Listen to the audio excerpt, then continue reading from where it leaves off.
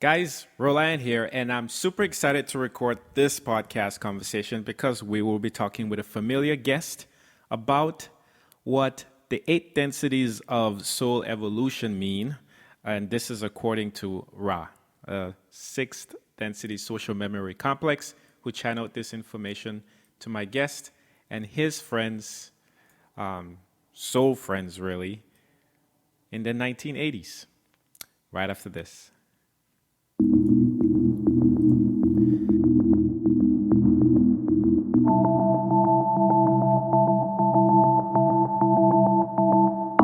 Welcome to Conversations with Roland, where the goal of this show is to learn life secrets through diverse experiences. I am your host, Roland Achenjang.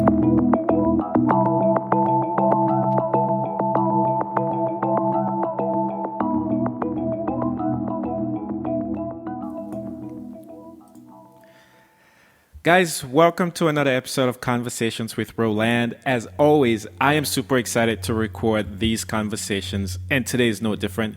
Today, we will be talking about the eight densities of soul evolution according to Ra.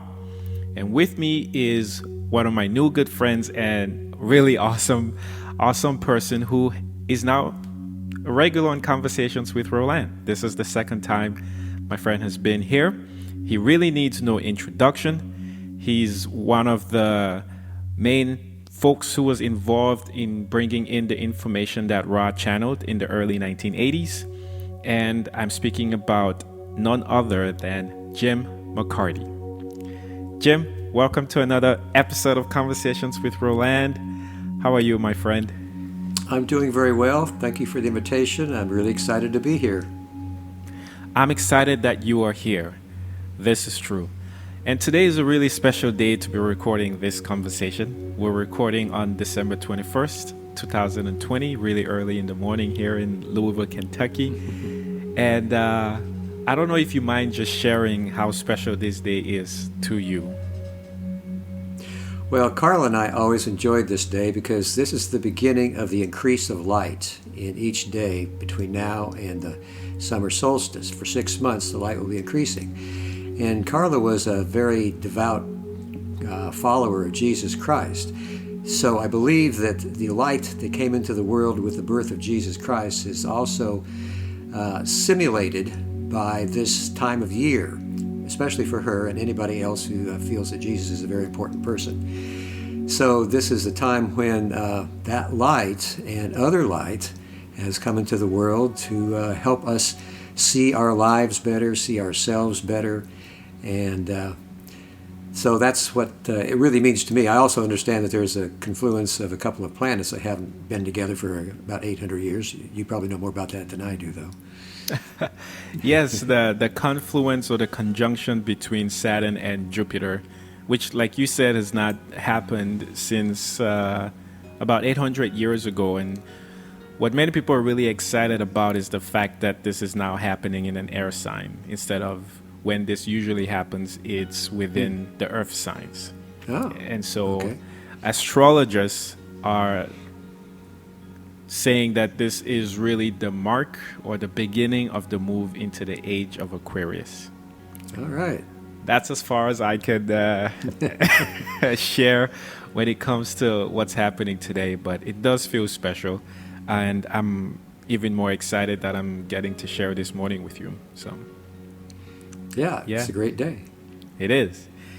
Hey, we have an amazing conversation today. I don't even know if we will be able to cover everything we can cover in 8 hours. Sorry, not 8 hours. I don't even think 8 hours would be enough. But in 1 hour, it may be a conversation that goes, a little over an hour, maybe up to an hour and a half. But we have a lot to cover. We're going to be talking about the eight densities of soul evolution according to Ra. I'm really excited about this. The first couple of densities should be pretty straightforward. I'm excited when we get into densities 3, 4, 5, and probably 6. And then 7 and 8, I would imagine that would be also, pretty straightforward in the sense that there is not a lot of information we can share about those densities, at least in our current perceptive awareness of consciousness in this case? Okay. I will say that the first four densities, or the first three, are much more easy to share. Ra mentioned when we get past the third density into the fourth density, our language doesn't really have the words and concepts to accurately describe what happens there. But we do have information about those densities and what happens in them. It's just that it won't be as accurate as what we share in the first, second, and third.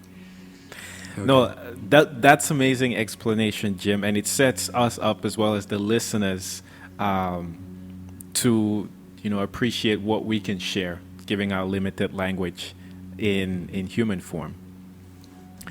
There was another thing I thought we would just share really quick, which was that this conversation is really based on Ra's philosophy of what happens after the one infinite creator creates unique aspects of itself. And then these unique aspects of itself then grow through the myriad densities that we will discuss, seeking to understand essentially who they are and why they are.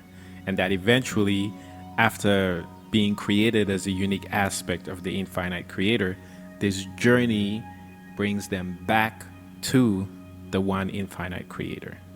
Is this Right. how you understand it?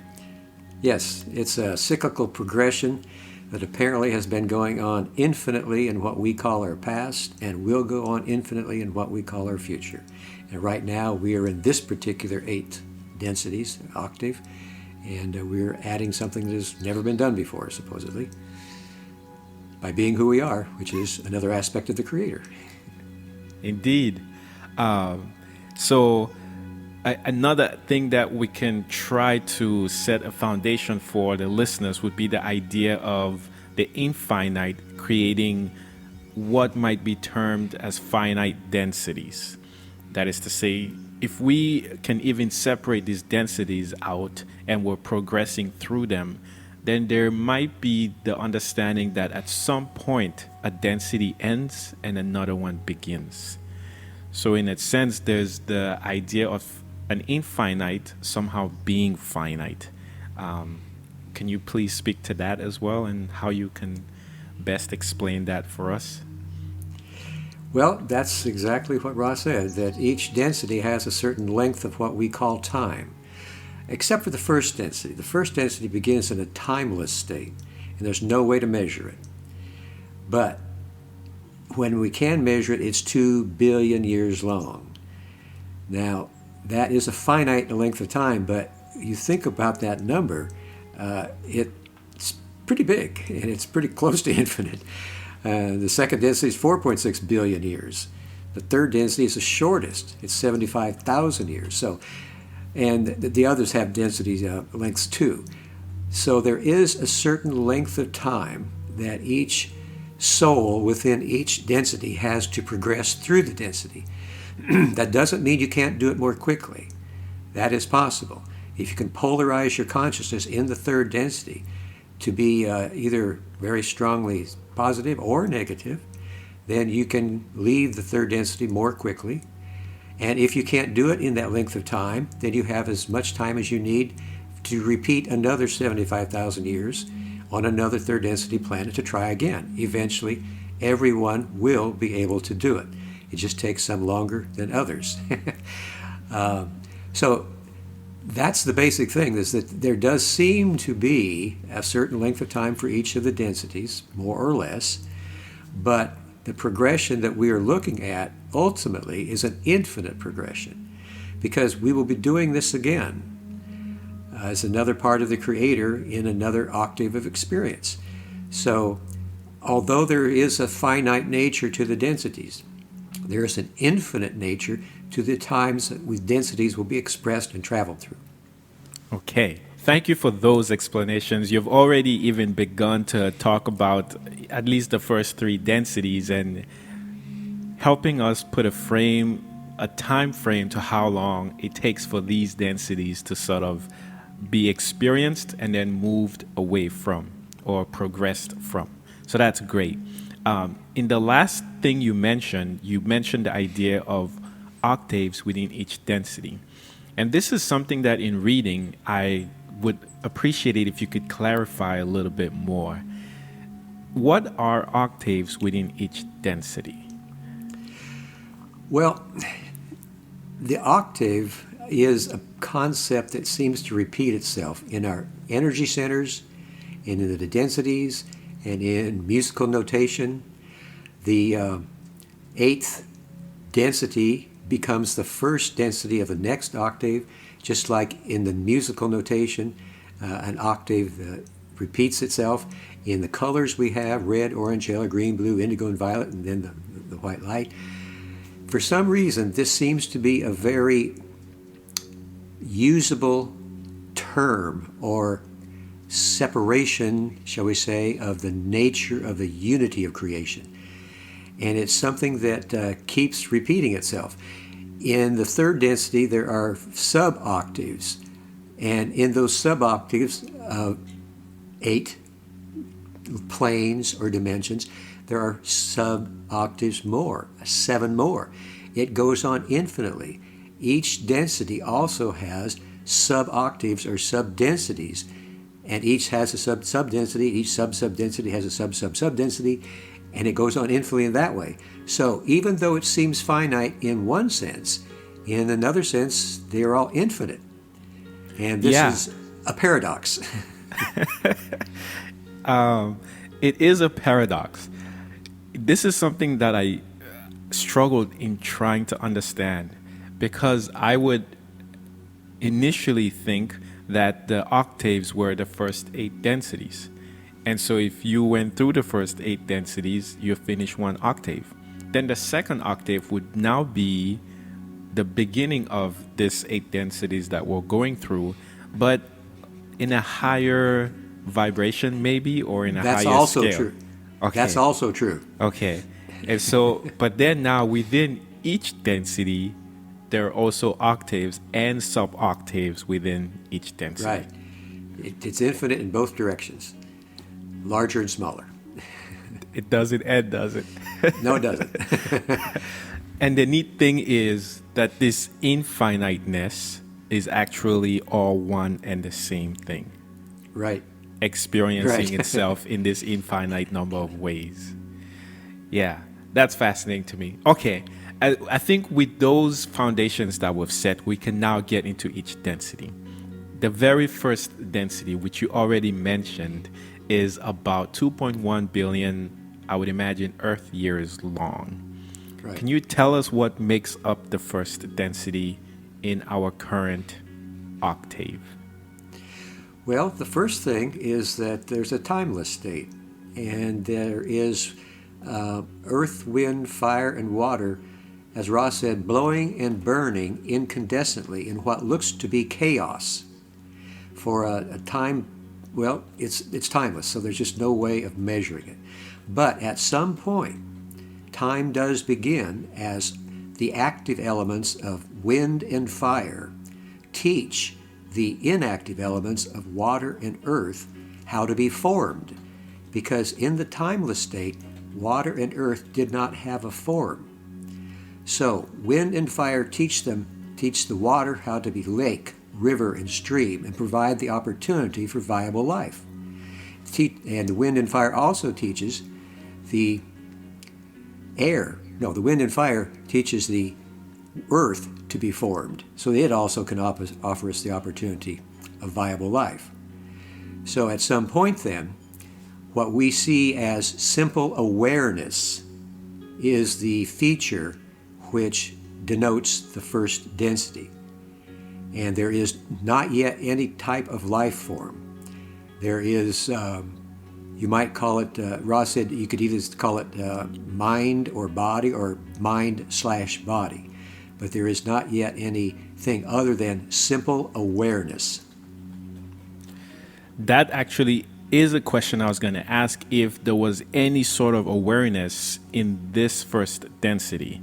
And that is awareness in the sense of, okay, I exist as wind, or I exist as fire, and I'm conscious enough that in my chaosness, I can help water and earth form, and then also instill in them the knowledge that as they're forming, they're preparing for life to grow or to come out of their existence. Right. They have what Ra called a simple awareness of being. They know they are. There's not yet any other type of awareness or any other activity. Okay. And is there any major lesson that these awarenesses need to learn within the first density? That they are there to help life eventually begin and to begin a great process of evolution. Okay. Now, I want to shift a little bit here and talk about how Ra discusses the way they were able to build the pyramids in Egypt. It's a fascinating read. When I read it, what I get from it is that Ra were able to communicate with the soulness that exists as rocks, Right. right? And There is. The whole idea is the infinite intelligence of the Creator is in every aspect of the creation and may be communicated with. And they communicated with it and asked it to form in such and such a way that we see as the Great Pyramid at Giza. They could have done anything else with it if they wanted to, but that's what they were up to. yes, okay, I find this fascinating because it then says that within everything, there is a higher consciousness to that thing.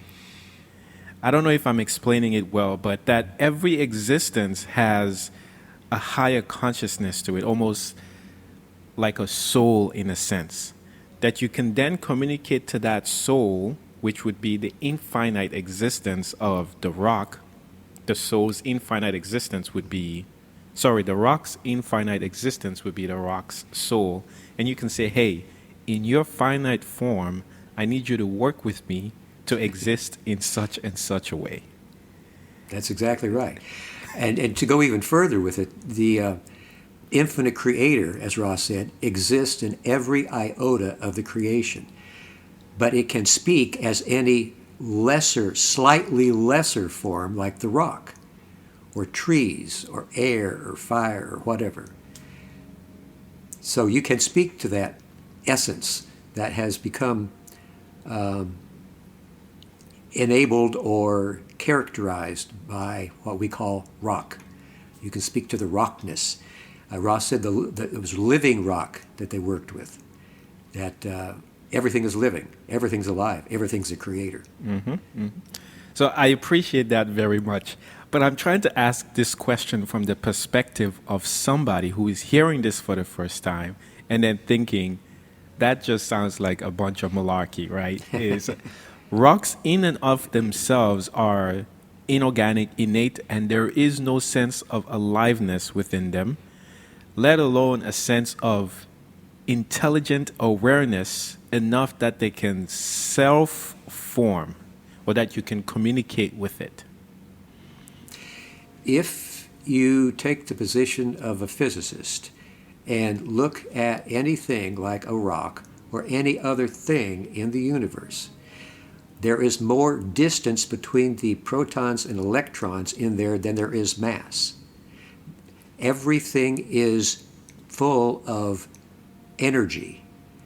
Everything's created out of light. The photons vibrate at certain speeds of rotation and certain angles of rotation to create what we call physical matter.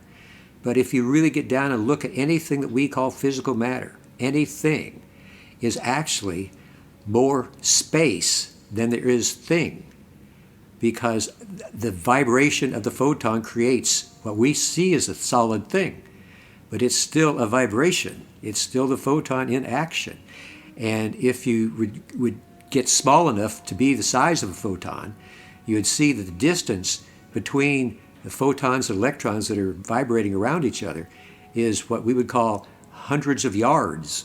I mean, like Carla in one of her books said, if you had a football field, a soccer field, In the middle of the soccer field, you have a photon. Way up in the cheap seats would be the electron, and everything in between would be distance, would be Space. space. And that's what everything's made out of. Yeah. So, and that's science. That's not malarkey. Yeah. Yeah. No, I appreciate that. And thank you for explaining and sharing that perspective as well.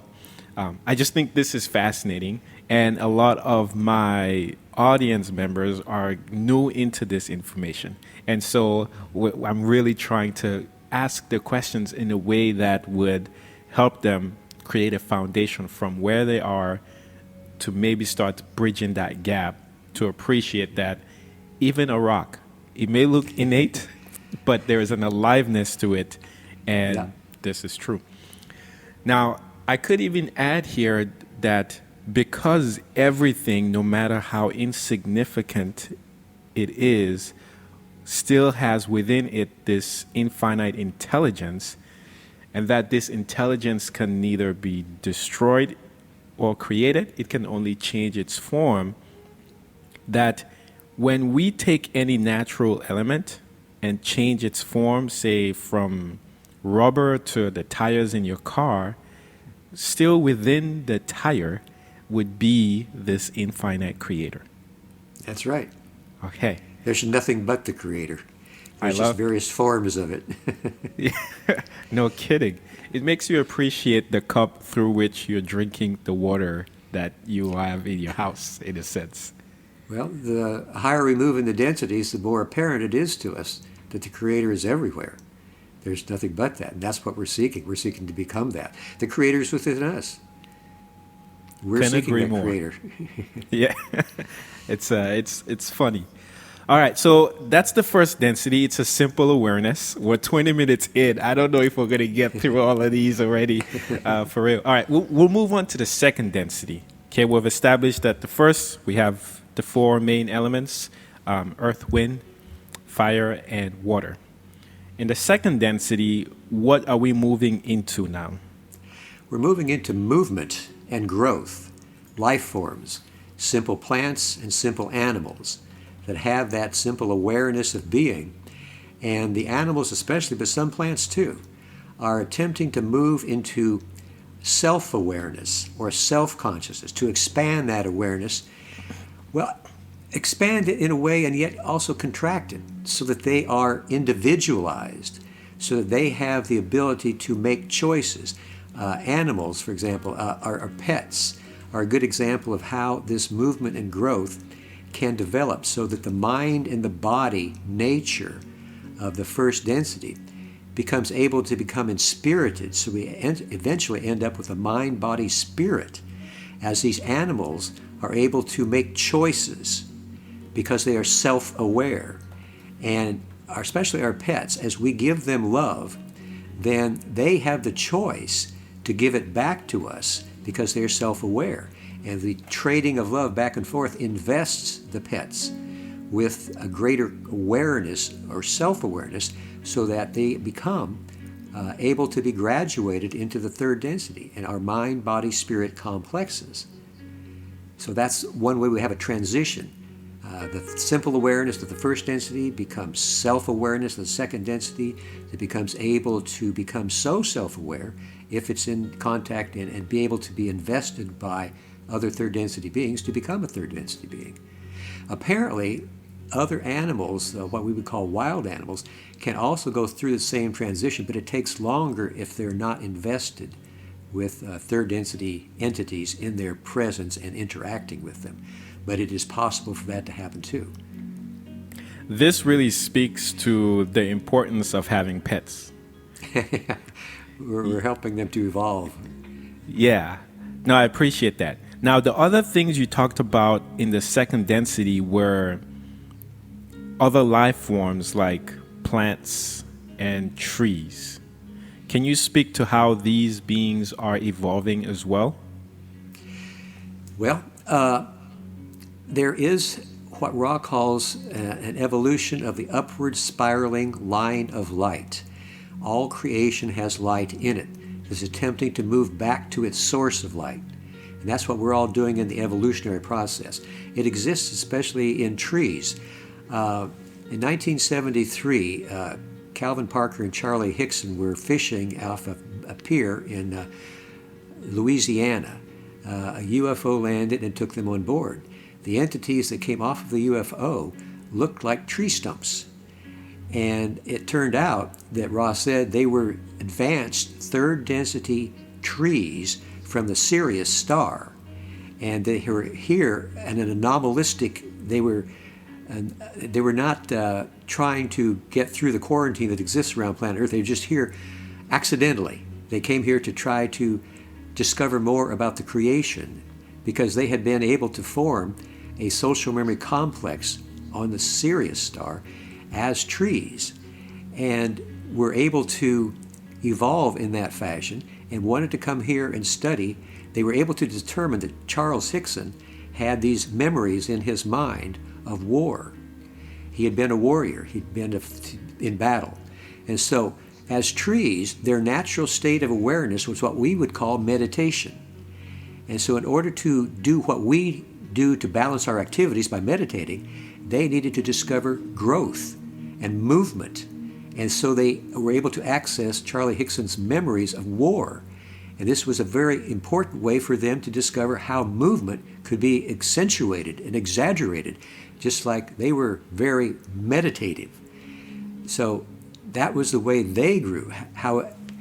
I don't know exactly how they were invested and did it. Like I said, there was this upward spiraling line of light as the general principle that on its own can gain greater and greater awareness. So all the trees you see have the potential of becoming third density beings. No kidding. What I like about this UFO story is it makes me think about the idea that there may be planets in different octaves where there are just trees, or spiders, for instance, or rats, or a bunch of second density entities that are further along than we currently are in this current octave of 8 densities that we're talking about. Ross suggested that only 5% of the entire creation of entities in third density look like we do. There you go. We're in a minority. there you go. But that does make me think about when people have maybe fears to certain things, or that they may be visited by large praying mantis or insects, right?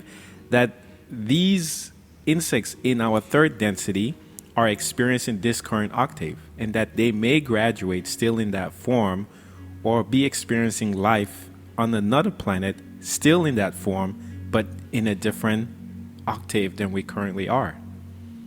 Definitely. A lot of entities on Earth are what are called wanderers, and they are from higher densities, and they've come here to help Earth in its transition into the fourth density, but they go through the same forgetting process that everybody goes through here.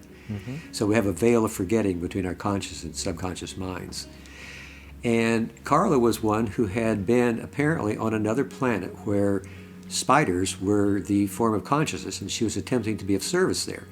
But it was spiders were having some sort of wars between themselves, and it was a difficult situation. It was hard to be of service, but there was yet still a call from them for people like Carla, other wanderers, to come and help. So what that did in Carla's memory was to embed this warlike situation. So she was afraid of spiders. She had arachnophobia. So that could be how some of these things come about. Yes. I've read and appreciate that example that you share, and it's even more fascinating that you have a real life example of somebody who remembers maybe a past life experience on a planet filled with only spiders. Yeah. No, that's fascinating. Now, again, in the second density, there is the idea that precious metals are second density beings. Is this something that you understand Ra explaining? They mentioned more about crystals, that they were actually a type of being, but they didn't say too much more about precious metals. They did say that the capstone of the pyramid at Giza had been, the one they put on there was granite. But after they left, the Egyptians that were reserving the information from Ra for the rich and powerful decided to replace the granite capstone with one that was made of gold. But Ra said it did not change the functioning of the pyramid at all. It was just more precious to those Egyptians. So there is life and intelligence in everything. We see it more easily in things like crystals that we can speak to. We can charge the crystal, and we can use the crystal in healing or in expanding consciousness. So it's easier to see in some types of what most people would call inanimate objects than it is in others. Indeed. Now, what about bacteria, viruses, and then fossil fuels like oil, etc.? Did they group these in second density? They didn't mention those. I can only assume that those are probably first and second density elements of one kind or another, but I don't know. Okay. Here's another interesting question. When we incarnate on this planet, we have physical bodies that we understand are off this planet. And then when we leave, those physical bodies, after they're buried, disintegrate back into the planet. And so there seems to be this circle of forming and change. And the question that comes to mind is, can we ever then run out of second density creation?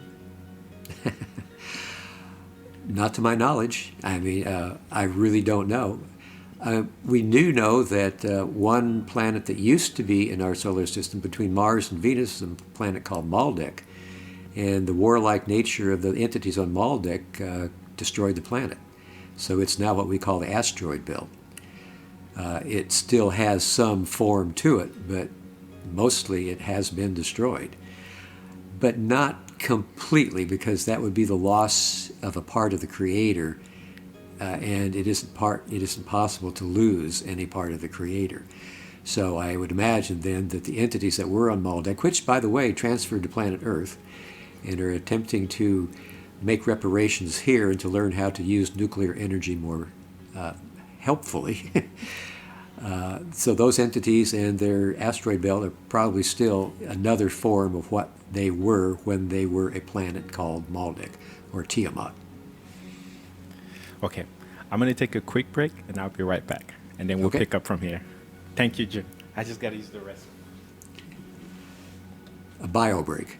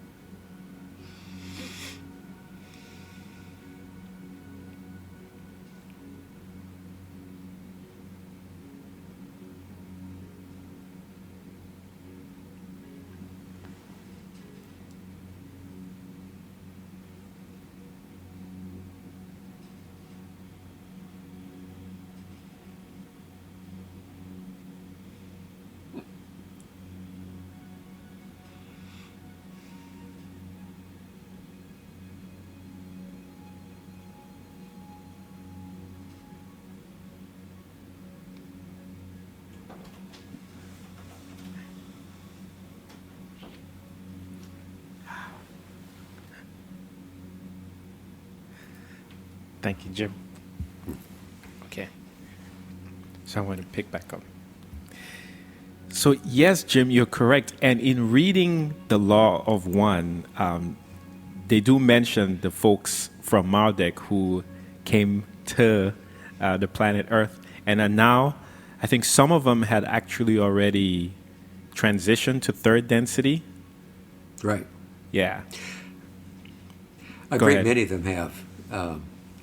They apparently there were 2 billion souls that came to Earth from Maldek, and they are now in various positions of participating in the third density here. Some are in positions of being able to use nuclear energy, and it is their hope, their pre-incarnative hope, that hopefully will be transmitted to the incarnation, that they can learn how to use nuclear energy more harmoniously. We can all hope. One thing that we can touch on is the relationship between these densities and our chakra systems. We didn't talk about it with the first density, but would you mind sharing how the first and second relate to our chakras and the colors? Okay. Well, in the first density, we talked about how the effort there was to have earth and water be able to provide viable life, the beginnings of life. So here in our chakra, our red ray chakra, it deals with sexuality and survival. It's the very basic level of our being. It's the foundation of our being to go further up the chakras. So the first density and the first chakras are both concerning survival and beginning that process that is built upon the foundation of everything that happens there is built upon those two primary qualities of each of the density and the chakra. So in second density, I mentioned that the self-awareness is the quality there.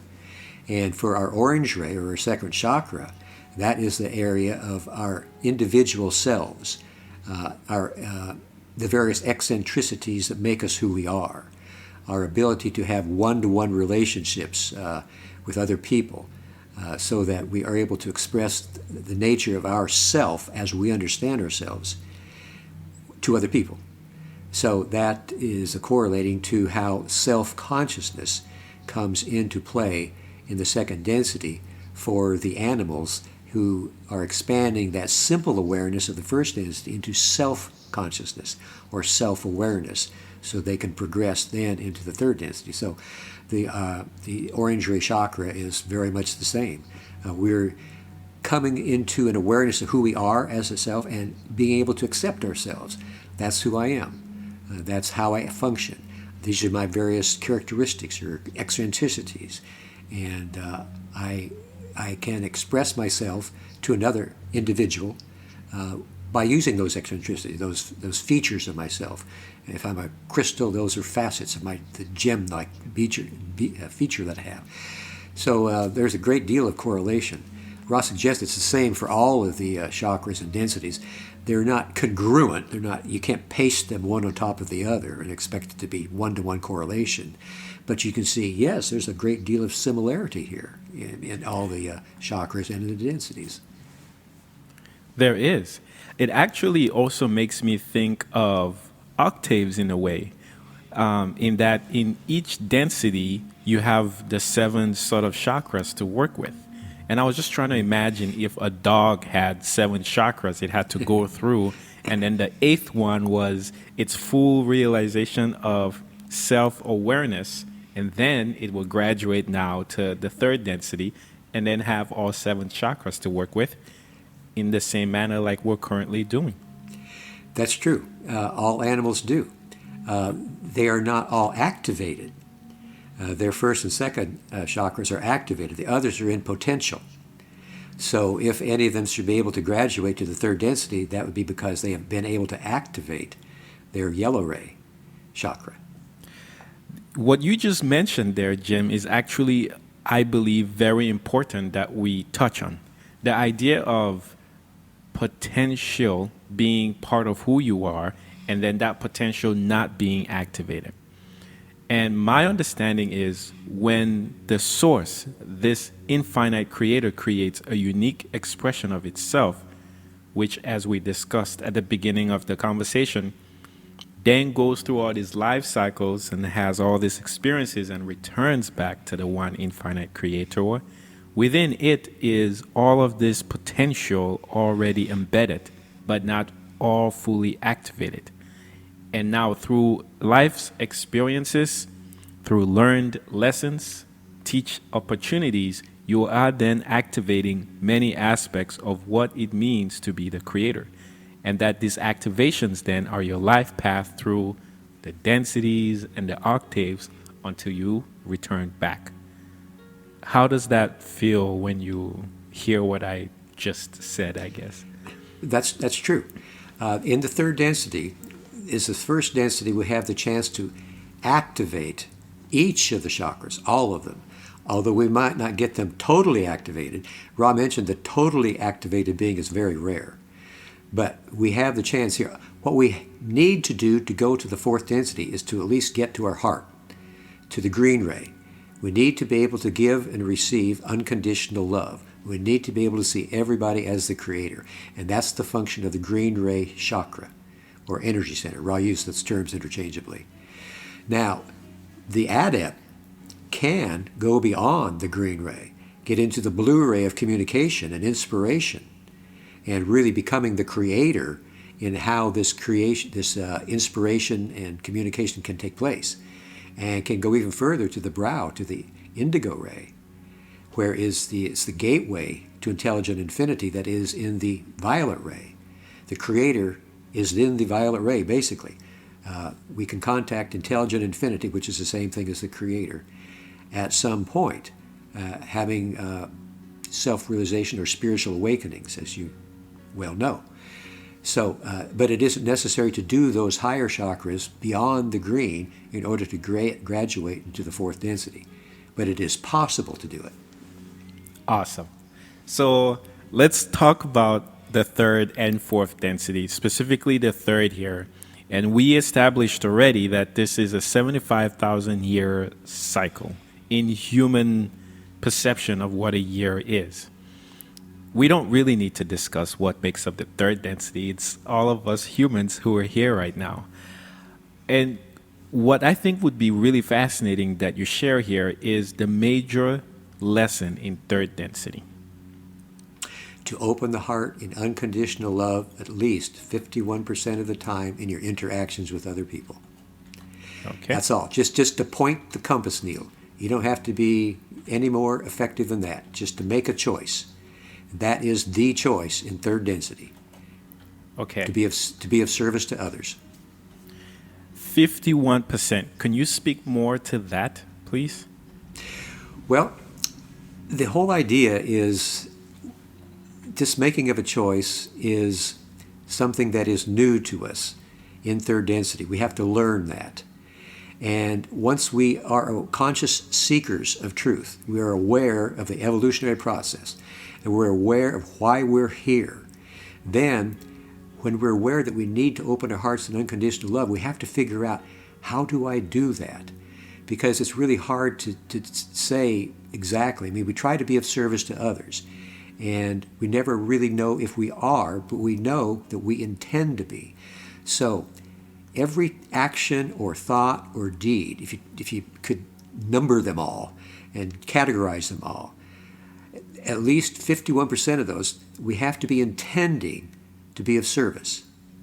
That has to be our desire. Whether we're of service or not is not important. What's important is that we intend to be, because this is not the density of understanding. We cannot know whether we've been successful. All we can know is our intentions. So that's the whole thing. 51% of our intentions need to be hoping to be of service and trying to be of service to others. Okay, that's huge, especially distinguishing between having the desire to or having the intention to versus consciously acting that out. And you're saying in this case, the intention is good enough in third density. Yeah. Okay, that's great. Now, one other thing that's fascinating with the third density, which was information that I became privy to right at my spiritual awakening, is this whole idea of the veil of forgetting. You alluded to this when we were talking about the second density. Pertaining to wanderers. Wanderers always go through the veil of forgetting. Now, if you're not a wanderer and you are experiencing third density on planet Earth, do you still go through the veil of forgetting?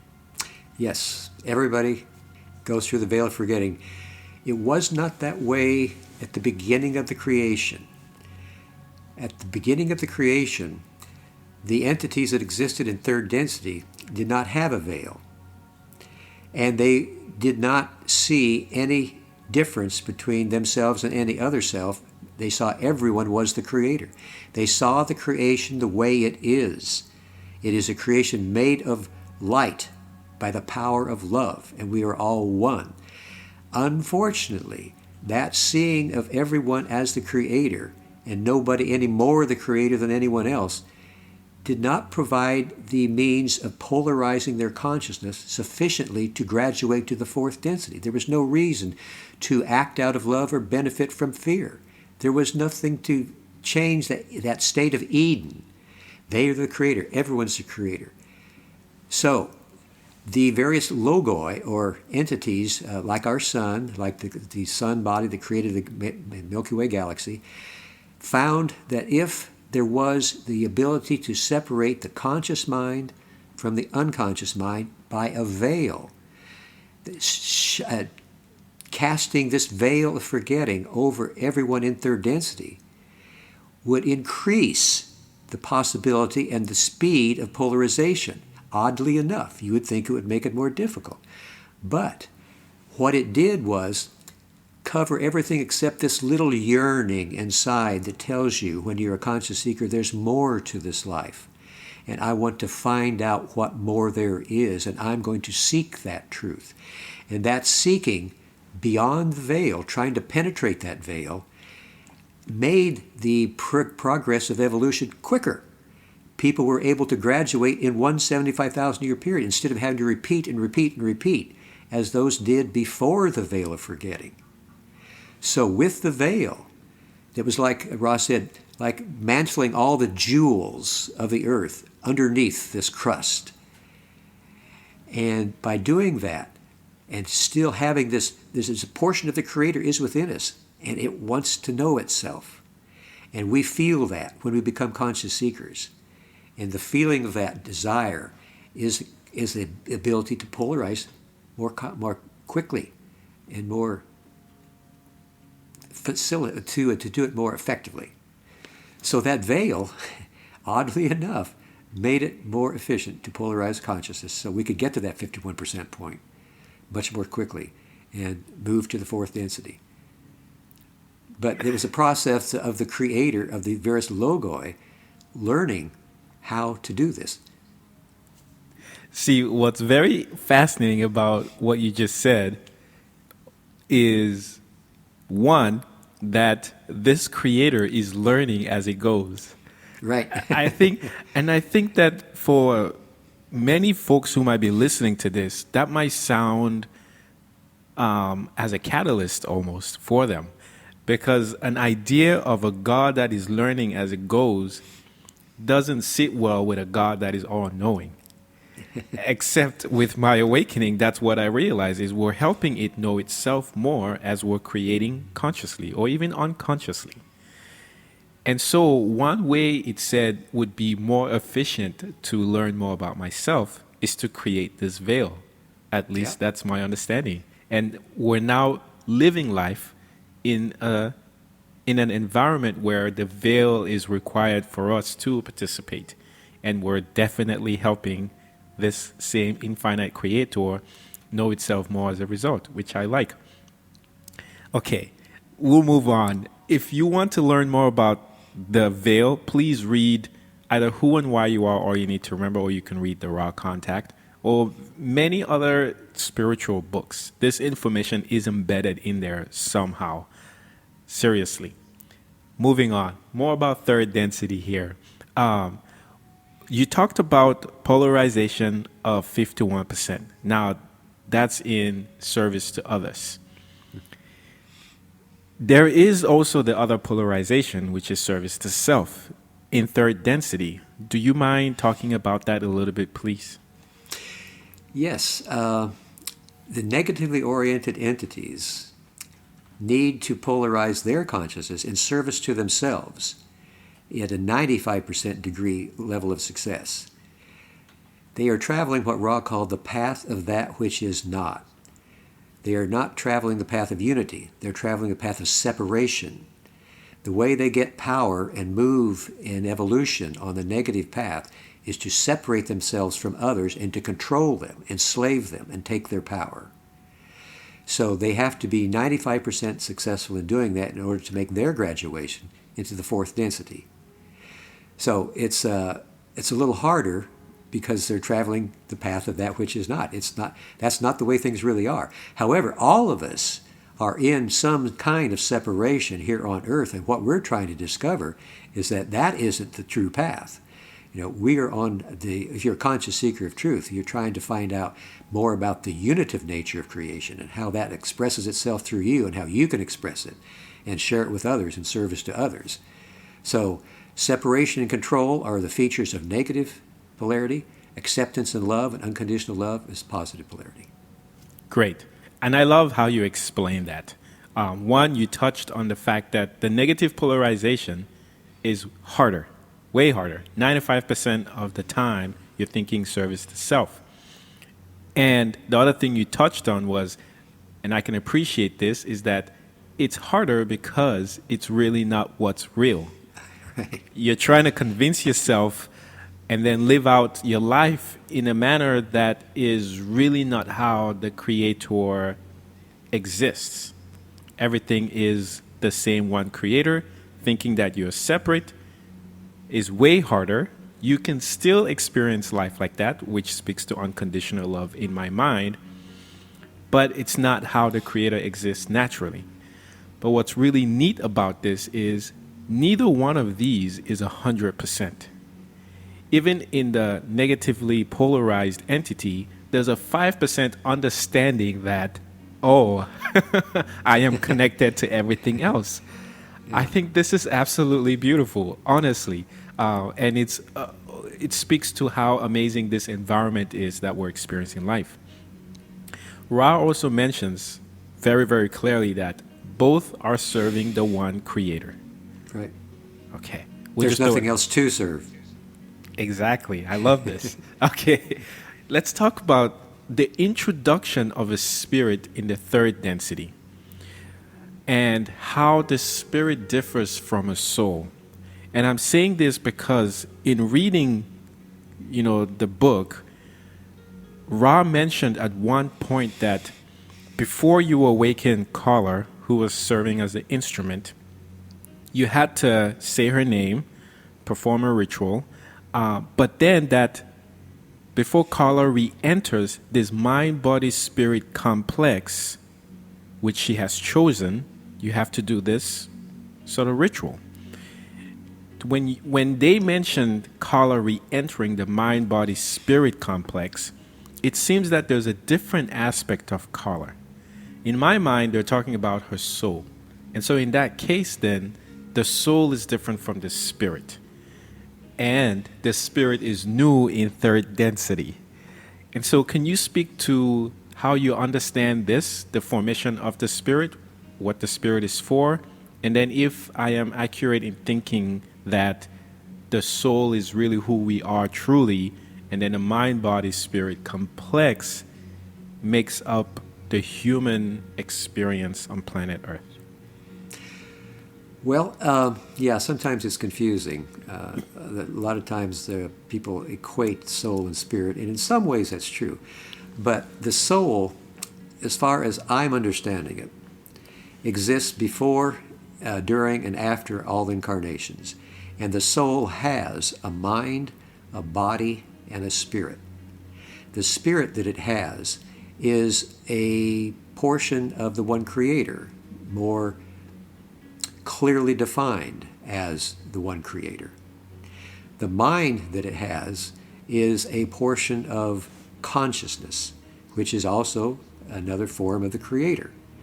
The body is the creation of the mind, as Ra said, and can be utilized in an incarnation to carry the mind and the spirit around so that it can interact with other mind, body, spirit complexes and have experiences that help in polarization of service to others or service to self.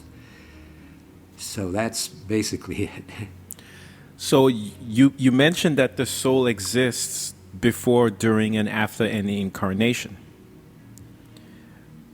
Any idea of if the soul exists as soon as consciousness creates a unique expression of itself? Or is the soul individualized? How can you further describe how you see the soul? Yeah, this gets into an area that's very intricate. Before the creation, that was, as we see it now, the first thing that was created was the primal logos, or the great central sun. And this creation had in it an architecture or a blueprint for what was to come within the creation of lesser logoi, sub-logoi like our sun, intelligent creatures like us on the earth, various animals, plants, and so forth. All of this was inlaid before the creation was made. It was all in potential, including souls and spirits and even the veil of forgetting. All of it was potentially there, should it be needed or when it was needed. And so the Creator seems to have been making plans for the entire creation and all of its infinite potential before the creation, so that it wasn't just an evolution from a very simple beginning in first density all the way through eighth. It was, well, as Don called it, it was a created evolution, so that there would be much to draw upon in the process of the creation, the progress through the densities, in case it was needed. And that just makes you wonder, what else has not been called upon yet? Is there something else we could look forward to? So that's the best way I can explain it. It's something that really goes beyond words and concepts, but that's the best way I could put it into words and concepts. I appreciate you, sharing your thoughts, and also the question of what else can be called upon that hasn't, right? Right.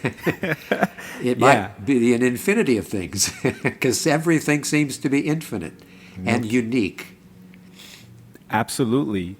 We can go on all day trying to imagine what else hasn't been called upon that we can. Maybe not in our current state, but that could be possible. Yeah. Yeah. Okay. So we'll keep going here with the third density. The third density is also plagued with choice. And I think you've talked about that choice already, which is the choice of service to self or service to other. Is there another choice that you think is prominent in the third density? The only other choice would be not to make a choice. And unfortunately, that's where a lot of people are. And Ra calls that the sinkhole of indifference. There is neither movement towards positivity or negativity. And that's why people so frequently have to repeat third density, because they have not been able to make one choice or the other. They cannot polarize one way or the other. Now, this makes me think of the idea that if somebody perceives life as, oh, this is all a game, it's okay, either one is right, there is no wrong, and then they don't really make a choice and polarize at that point. Is this what they're talking about, or is this just something else that they're not reaching that threshold of 51% or 95%? Well, if I understand what you're saying there, if people are aware enough that you can go either way and just say, well, I don't have to do that because all is well, that's okay for as long as they want to do that. But eventually, their higher self and they, in between incarnations, as they're making choices for the next incarnation, will perhaps take another point of view. And we'll see if they can program in certain types of experiences that will give them more of a motivation to make a choice. Because if they don't, it's their free will not to make a choice. But you're going to repeat third density time and time again. And, it might get old. No kidding. Even though somebody hearing this is saying time doesn't exist, it's like, what's old really, right? But okay. Let's move on here and talk about the chakra associated with third density, and if there's any correlation with that, the yellow ray. Okay. Well, in third density, we are group animals. We are social animals. We are attempting to share our individual qualities that we discovered in the orange ray chakra with others in groups to expand our consciousness. The family, the workplace, the school, the neighborhood, whatever, all give us chances to expand our awareness and to be of more service to others, and maybe begin to consciously begin to be of service. In the third density, that quality of group is also reflected in the type of chakra, well, the group chakra and the yellow ray density are both very, almost the same. It's hard to differentiate, because in the third density, we are working with the yellow ray chakra, the yellow ray body, the body that you have here that carries your mind around and lets you interact with people. So that body is a social creature, and the third density is a density of discovering our nature as being social beings, of being able to work together, to do things together, to expand our experience, not just to our close friends, one-on-one situations, but in groups. So it's really a very close correlation there between the chakra and the density. Absolutely. I mean, I really do think so. And previous conversations that I've had have touched on all chakras. One of my good friends, Shar Young, and I have shared, I think, 8+ hours talking about each chakra. And when we talk about them, it makes me think about, these densities when I read the Law of One material, which is why I'm asking about them. Plus, Ra mentions them a lot in the book. So Yep. It's nice to get the reminder as you explain them, and also from your perspective. Yeah. Hey, let's keep going. Now we're getting into the fourth density. And I'm excited about this because since the 80s and before the 80s, and then even the next couple of years, it seems that the planet in and of itself is moving into fourth density. And that beings who are going to continue to experience life on this planet will have essentially no choice but to either polarize enough that they graduate into fourth density, or go and repeat third density in another planet that is currently in third density. So, can you tell us what the fourth density entails? You could start with the primary lesson in fourth density. Well, the fourth density, supposedly, our planet, back during the raw contact in the early 80s, the planet itself is in fourth density. However, there are a number of different directions that our population has gone. We have yellow and orange and green activated among various peoples. Our planet is having to put up with, you might say, a lot of divisiveness, a lot of confusion, and an inability to seek together as a planetary mind. So Ra suggested that the planet itself was in fourth density, and that it could take anywhere from 100 to 700 years for the population to make it, or there would be some that would make it and some would not make it. The reason is because our population is so volatile. There is so much anger and separation and confusion in our planetary consciousness that it's very difficult for the entire planet to behave as a planetary mind, which is what is necessary for the whole planet to make it. Now, Ross suggested that the beginning of the fourth density was shortly before World War II, 1935. And so we're about 80 or so years into that 100 to 700 year time period. So this makes it difficult, you might say, for the planet, or our mother Gaia, to move in fullness to the fourth density, because there's so much confusion here on the planet.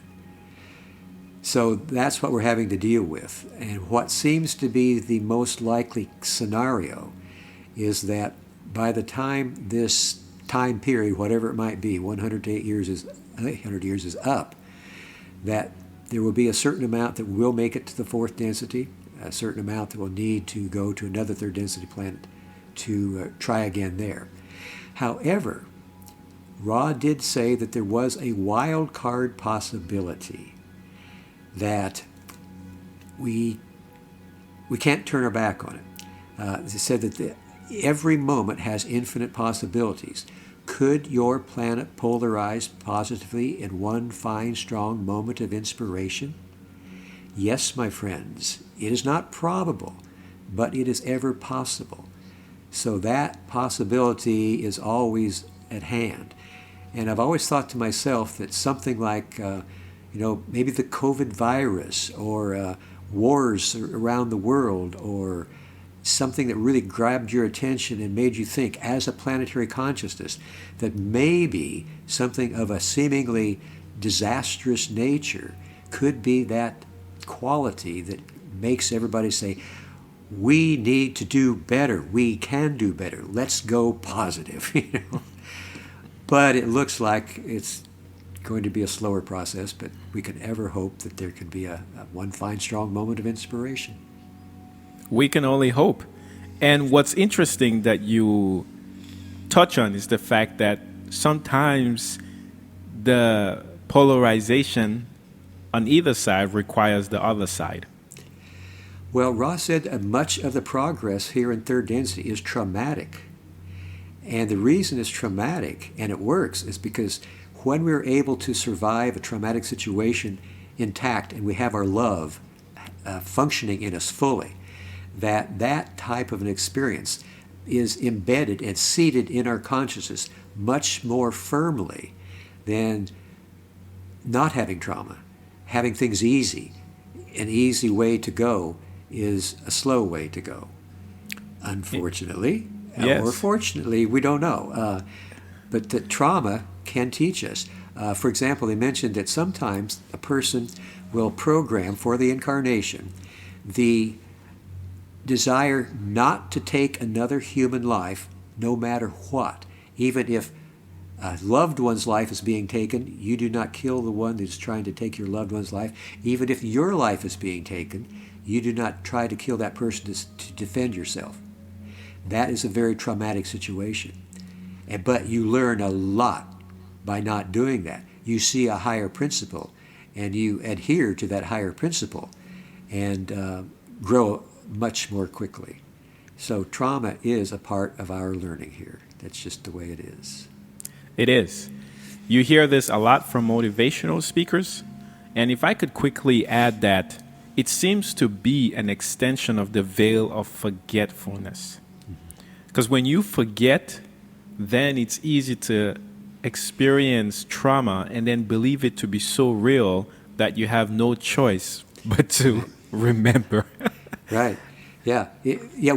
We don't think about this being an illusion most of the time. We take it for granted that this is it. This is real. What I see is real. And that helps us learn. But it does. In our meditative moments, when we want to get a wider view, we can remember, well, this is an illusion, but I want to take advantage of it. I want to use the illusion so I can grow, so I can be of service to others. Yes. So let's talk about fourth density some more in the sense of what is the primary lesson for fourth density beings? Well, the fourth density has learned the ability to love without condition. And at some point, it is possible that loving so wholeheartedly might require that the person loving so wholeheartedly, in order to graduate to the fifth density, sees that maybe there's something else besides loving unconditionally that I need to do. Maybe sometimes I'm foolish. I'm so loving, I'm foolish. And I make mistakes because of being foolish. I need to refine my love with wisdom, with light, the wisdom and light of the fifth density.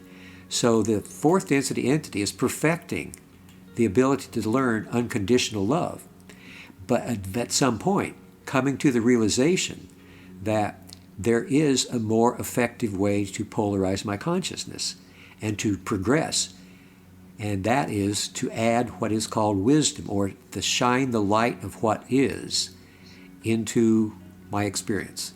And maybe instead of doing so much to love, maybe I could help others by teaching a little bit more, sharing a little wisdom.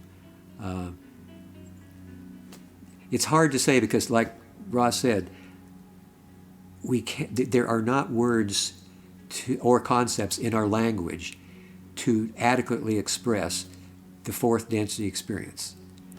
Let me read you just a little bit here to give you an idea of what they're talking about. It says, we ask you to consider as we speak. There are no words for positively describing fourth density. We can only explain what is not and approximate what is. Beyond fourth density, our ability grows more limited still until we become without words. That which fourth density is not. It is not of words, unless chosen. It is not of heavy chemical vehicles of body complex activities. It is not of disharmony within the self. It is not of disharmony within peoples. It is not within limits of possibility to cause disharmony in any way. Approximations of positive statements. It is a plane of a type of bipedal vehicle which is much denser and more full of life. It is a plane wherein one is aware of the thoughts of other selves. It is a plane wherein one is aware of the vibrations of other selves. It is a plane of compassion and understanding of the sorrows of third density. It is a plane striving towards wisdom or light. It is a plane wherein individual differences are pronounced, although automatically harmonized by group consensus.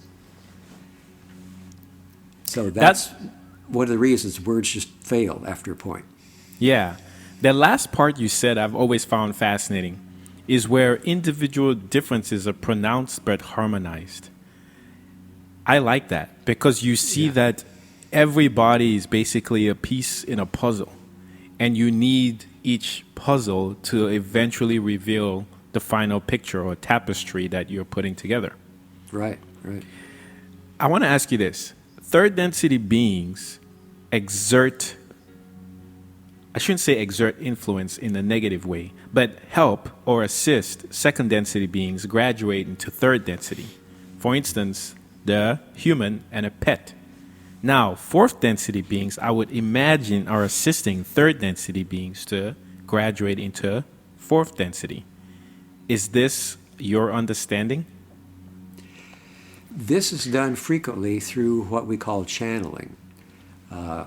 Fourth density entities and higher offer themselves as channels to make contact with third density beings to give them spiritual principles if they ask for it. This was the beginning of L&L research back in 1961. Don became aware of information from a channeling group in Detroit and decided to try to see if he could get one going here. And so the short of it is that that happened. Fourth density entity called Haton, a planetary mind, spoke through our group occasionally still speaks through our group. And fifth density entities and sixth density as well. So that's the way. Higher densities progress on their own evolution by, you might say, reaching the hand back to help those in the lower densities that call for their assistance. Okay. So thinking along those lines, if you think about a polarized fourth density entity, either service to self or service to others, other self, then is the idea that they are putting out their personal agenda to third density entities accurate? Are you talking about the negative entities? Either one. So yes, either one. Okay. Yeah, both do that. There are both positive and negatively oriented groups in fourth and fifth density that give information to the third density by means of channeling, sometimes in dreams, sometimes in intuitions for positive entities, so that there are both positive and negative third density groups that receive this information and write it down just like we did the raw contact and use it. Okay. Is it then accurate to say that fourth density entities are living vicariously through third density entities? I don't know. I guess, there's the possibility that's one facet of their experience, but I'm sure it's much more than that. They really, to be of service to others, they see all of us as the creator. They don't have that veil of forgetting. They see us as we really are. So I don't think they have to see us in a limited sense, but they see us as the creator in a certain form that is asking for assistance to discover how to become more the creator, to be more effective in service of others or service to self. Yeah. Okay. No, I appreciate that. Just asking these questions so that folks can appreciate as well. In that, what we're doing now is graduating to fourth density. Many of us are. Many of us who may be wanderers are either fourth, fifth, maybe even sixth density already. And so we're eventually going to get to this state, and it requires that we polarize. And so eventually, this is what we're going to be doing, exerting influence on third, maybe even second density entities, but understanding that this influence or these suggestions, usually with the respect of free will, is also helping us in fourth density, fifth or sixth density at that time, graduate to the next density. Is that an accurate statement? Could you say that again, please? Sure. That we who are now in third density, excluding wanderers, are going to graduate into fourth. And that eventually we will be the ones exerting this influence to other third density entities, which would be helping them and also help us graduate further. Right. That's exactly the way it works.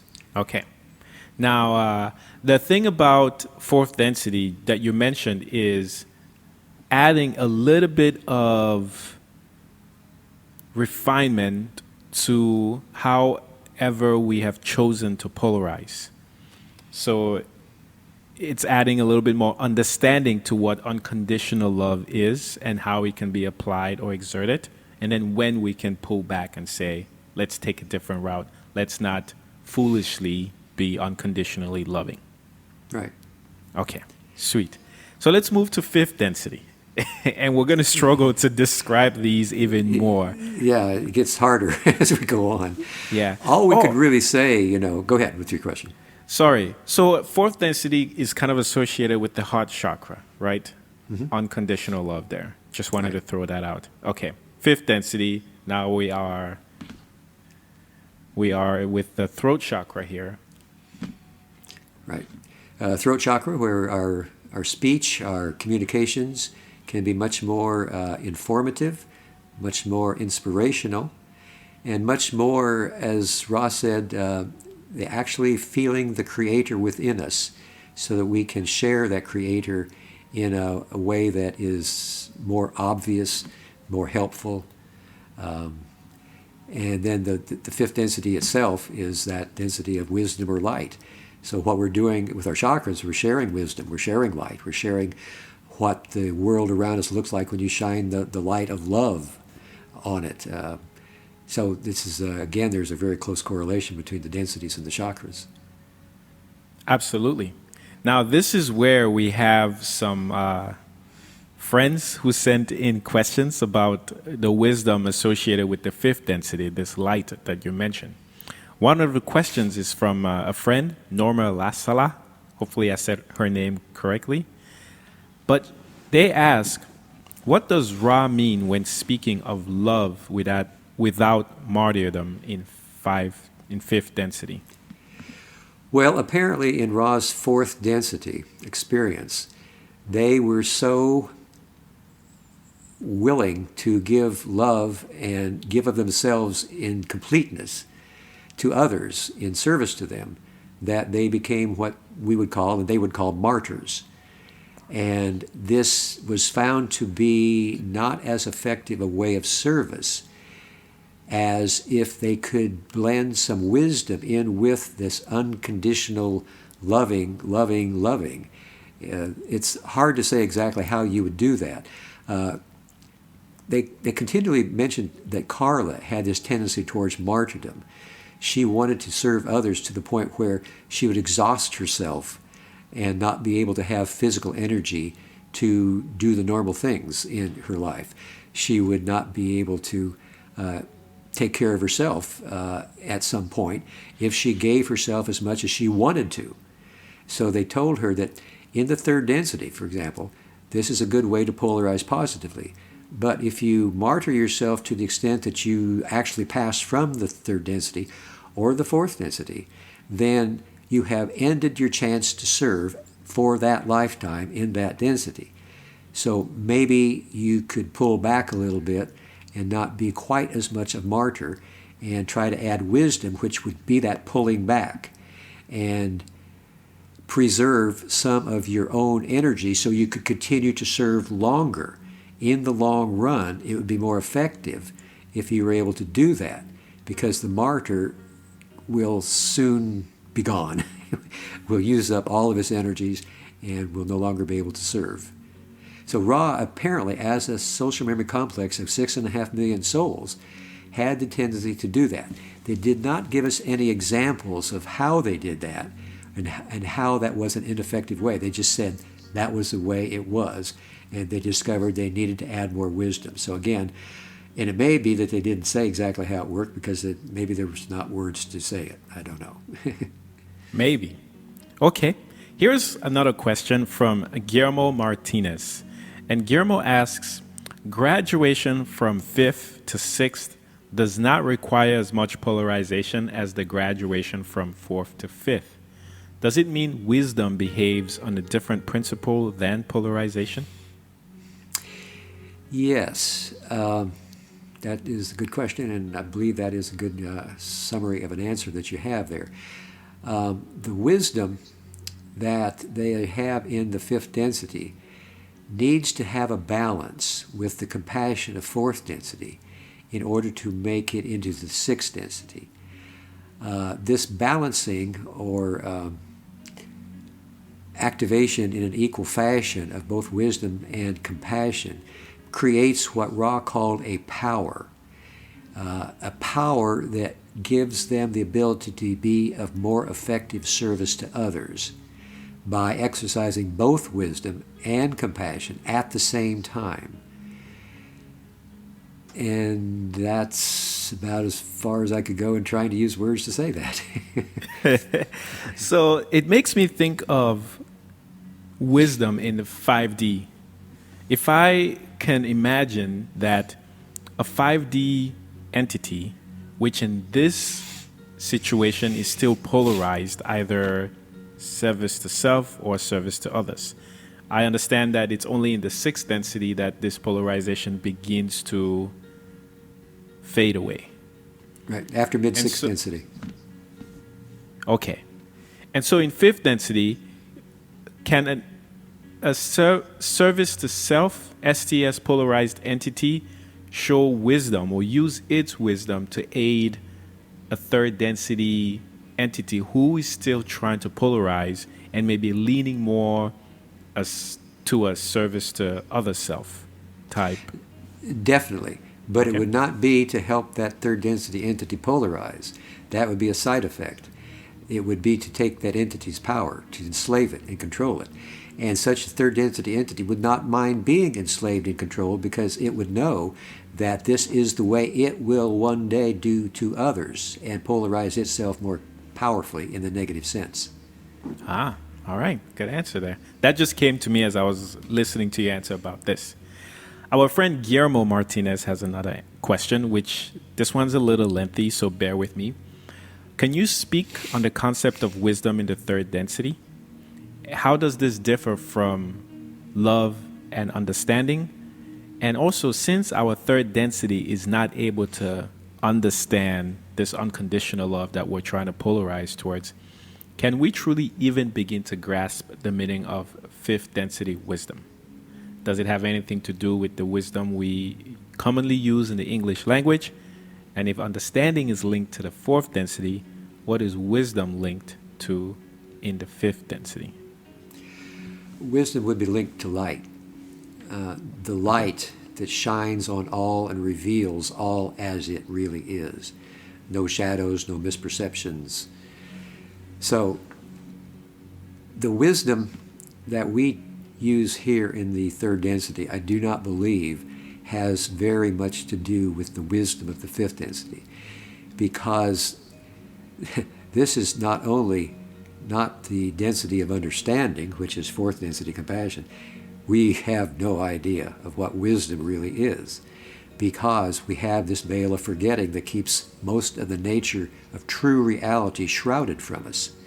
So we live in an illusion that seems to be real to us, and we think within the illusion that there are certain ways to operate that are wise, to have a good job, to earn money, to have a family, to be thought of well in the community. All of these things are part of the mundane world, that are the attractions of the mundane world, that keep us from polarizing more consciously in a positive sense. So what we think is wise here in our third density turns out not to be so wise. We can't even begin to imagine wise and wisdom. So I think we do well to try to grasp understanding and love, because we have a little bit more ability to operate within that, because we know what love is when we feel love from our mother, from our father, from our mate, from our children, from our pets. We know something about love because we see it manifested around us. We know something about feeling love and how it feels to feel love. But I don't think we come anywhere close to wisdom, and it would be a fool's journey to try. Awesome. Okay, thank you for that answer. We will have this other question come in from David Ter, or David Tere. I hope I'm pronouncing that correctly. And David asks, what kind of hierarchy exists in service to others in higher densities? Is every entity equal, or are there some entities that are more important than others? I would say, as far as I know, that all entities are equal under the law of one. We are all one. We are all the creator. Some entities are more realized. The higher density entities, the Council of Saturn that sits in the Council of Nine, that has the job, you might say, or responsibility for looking out for the welfare of Earth, are beings of a very high level of consciousness. They do not lord it over anybody. They offer themselves in service to others in the very best way that they can imagine, in ways that we might not understand because we can't understand that. But the higher level entities are very much desirous of being of true service to every entity on Earth and every entity that asks for their service. What true service might be could vary from entity to entity. One thing that Rob mentioned is the uniqueness of every entity in the creation. So we can be assured that the entities of a higher level of the positive nature are very benevolent, they're very wise, they're very powerful, and they're very much dedicated to our welfare, and will look out for it with every fiber of their being. Oh, thank you. So that's fifth density, and I think that answers all the questions I have for fifth. Now we're moving into sixth, which here I don't have very many questions. I mean, even a little more familiar with sixth because Ra, there were six density social memory complex, which I can ask here then that social memory complexes begin to form in the fourth. And then as they graduate further, incorporating understanding of love, wisdom, and light in the sixth density, these differences within the individual unique expressions of consciousness within that social memory complex are even more harmonized. Does that sound accurate? To where they know each other so much that they just know how to balance every potential situation that might arise because throughout your existence together, they've encountered and overcome these already. Oh, yes. Ra said that of the 6.5 million souls that comprise the social memory complex of Ra, each was the same as the other. We spoke to an individualized portion, one entity, you might say, but in speaking to that one entity, it was the very same thing as speaking to all 6.5 million. There was no difference. There's no division. It makes me appreciate the idea of a social organization that we currently have on planet Earth, where if everyone's on Facebook and sharing ideas, or if everybody is in love with the Green Bay Packers, for instance, are those ideas of social memory complexes that are beginning to form? Yes. Ra said that you're probably familiar with the Akashic Records or the Hall of Records. That hall contains every experience that every entity on Earth has ever had and is the beginning formation of our Earth's social memory complex. So that once the social memory complex is achieved, every entity within it will have access to this huge library of information as it attempts to be of service to others, and as the social memory complex attempts to be of service to others. Huh, that's beautiful. I can't add anything to that, just appreciate it. I'd always thought of the Akashic Records as the records for all of creation, including everything, not just specific to Earth. Well, Ra suggested that there was what was called the Great Record of Creation that would have all of that. Apparently, our Akashic Records are for Earth. So there's like, well, of course there is the Akashic Records of Akashic Records, right? That would be, in my mind, consciousness, which owns or has access to all that has ever been, ever since it started to be aware of itself. Right. Yeah. All right. Last densities, I combined the 7th and 8th because I appreciate again how difficult it is for us to communicate what happens here. But if you can share anything, I'd appreciate it. Well, in the 7th density, it's called the density of foreverness. And this is where our mind, body, spirit, complex totality is located. Our higher self is located in the mid-6th density. So we are one with our higher self and our mind, body, spirit, complex totality because our mind, body, spirit, complex totality at some point will give its entire experience through all of the densities to our higher self as a kind of record of experience and direction that we are headed. And then it will no longer look back. It will move into unity with the one creator so that it no longer has a body. It's a mind-spirit complex that eventually becomes the spirit of the creator. And this experience that we have then is, Ra described it was odd, like the shifting sands. All the sands, all the beaches, all the pebbles of sand, all the beaches of the world would not begin to approach even a slightest amount of information that this mind, body, spirit, complex totality is giving to our higher self, who then can make it available to us when we are able to establish contact with our higher self.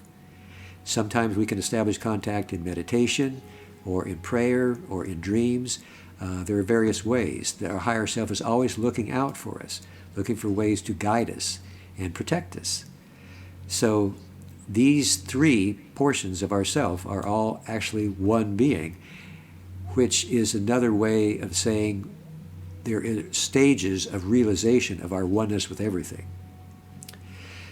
So the seventh density, all the other densities have a length of time to them, but the density of foreverness does not have a length of time to it.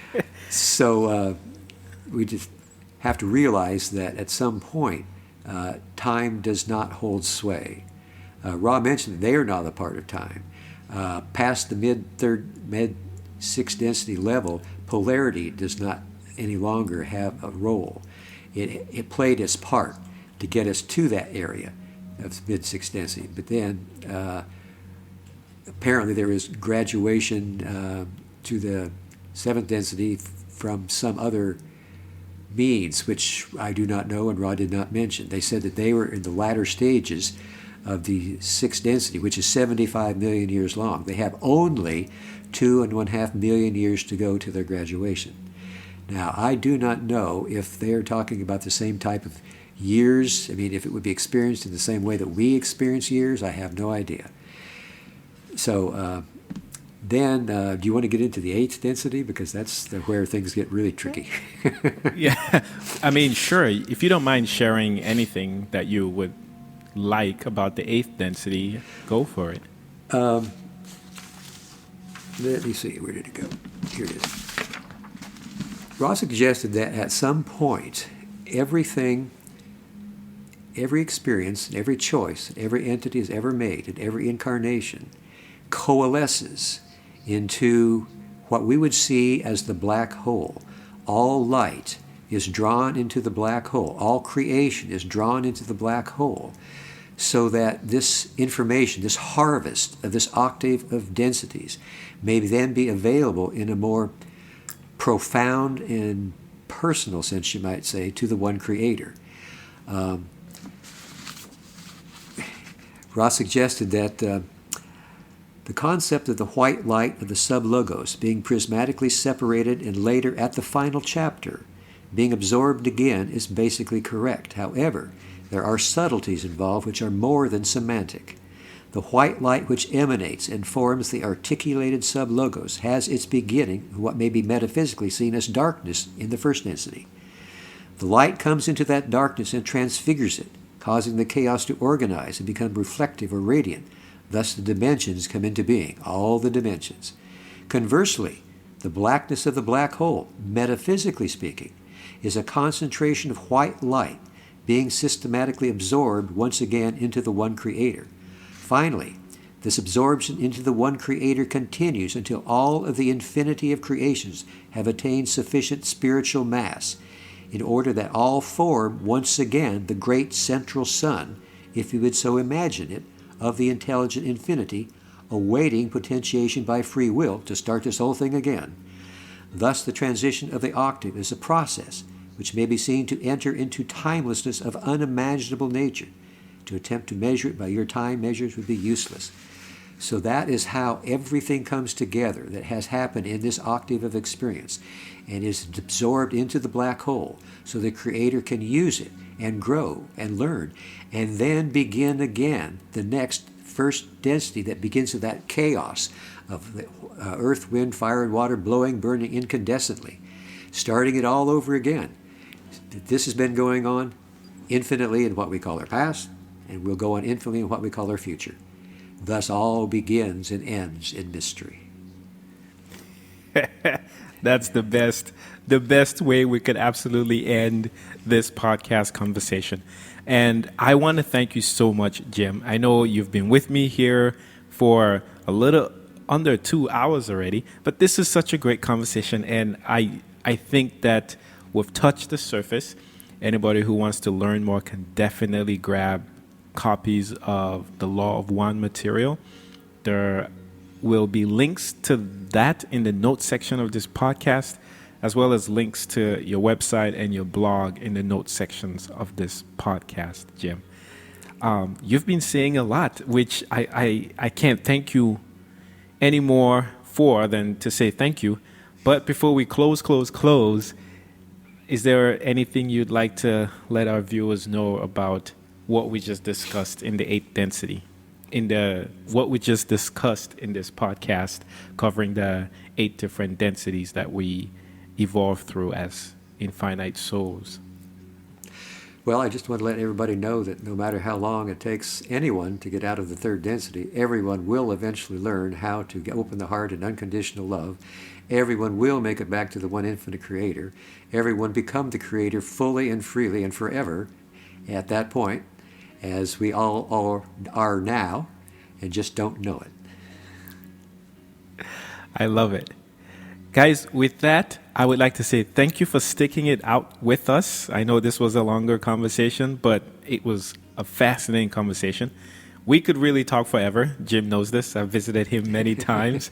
uh, yeah, we have time here on planet Earth in the third density that limits us in a way, but anyway, we'll work with it.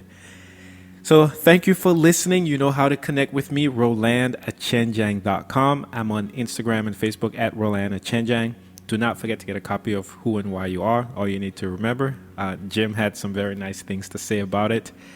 So with that, I can only say create an amazing day. Thank you, Jim. Thank you, Roland. All right.